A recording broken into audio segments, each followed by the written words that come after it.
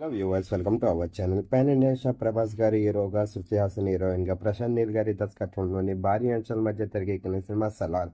మరి part 1 release ఎలాంటి విజయాన్ని అందుకుందో ప్రత్యేకంగా చెప్పాల్సిన అవసరం లేదు.